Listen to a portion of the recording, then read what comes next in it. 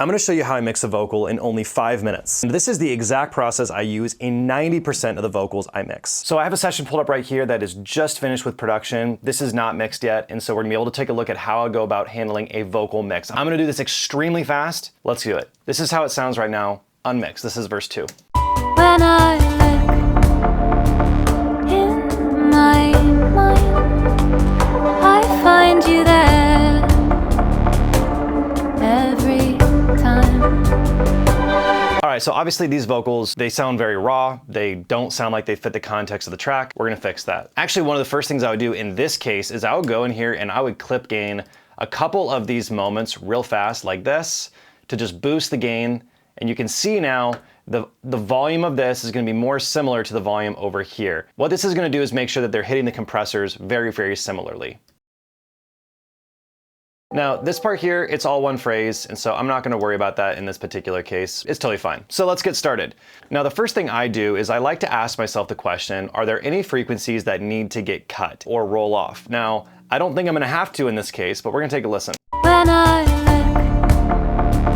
look in my mind. So there are no frequencies that are standing out to me as being problematic. So a lot of times I'm listening for lows, low mids, and any weird tonal frequencies in the uppers as well. I'm not really hearing any of that right now. Now, some of those things might pop up as we compress. So the first thing I'm going to do is compress, and I like going with a very transparent compression at the beginning, and I'm gonna hit about 3 to 5 dB of compression, depending on how it sounds. When I look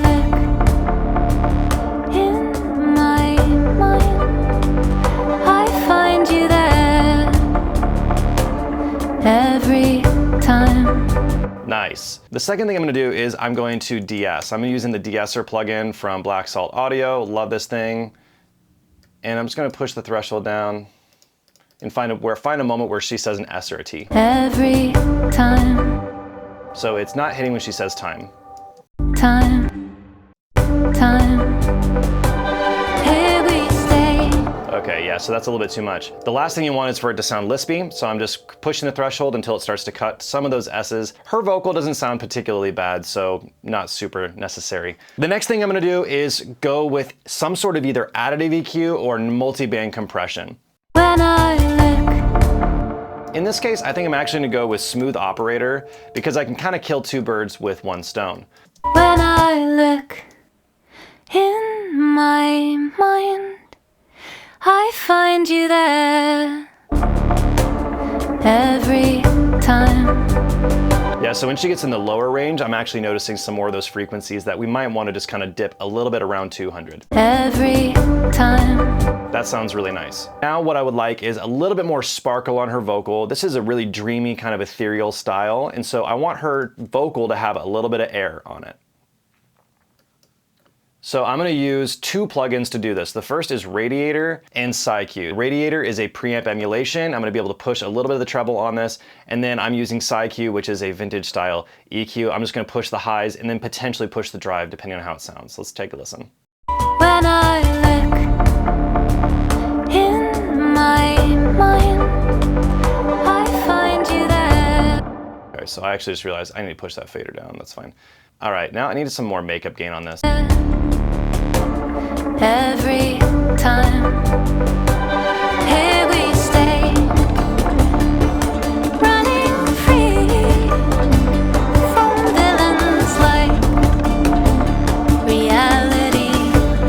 Now the problem is I'm starting to hear that her vocal is sounding a little bit brittle. Every time. So that was coming from Radiator, so I'm just gonna push that off. Here we stay. Running free from villains like Yeah, so we just don't want it to sound too brittle and thin. every time. And then finally, I am going to add an 1176 on here just to give us a little bit more of a squeeze. Every time. Here we stay. Running free. The last thing that we need to do is add our effects. This would be reverbs, delays, things like that. But for the purposes of this video, I just want to show you how I can get an incredible sounding, just 85% there without even having to worry about reverbs, delays. But I'm going to show you what happens if we just throw a single reverb on here. When I look in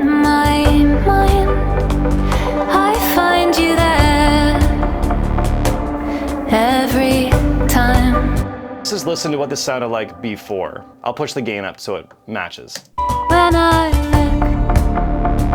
look in my mind. If you want to see a full-blown 4-hour course, 100% free, right here on YouTube, showing you every single step of vocal production, from recording the vocals to comping to tuning to mixing, literally everything, without holding anything back, then you can watch that for free right here. I'll see you there. Mwah.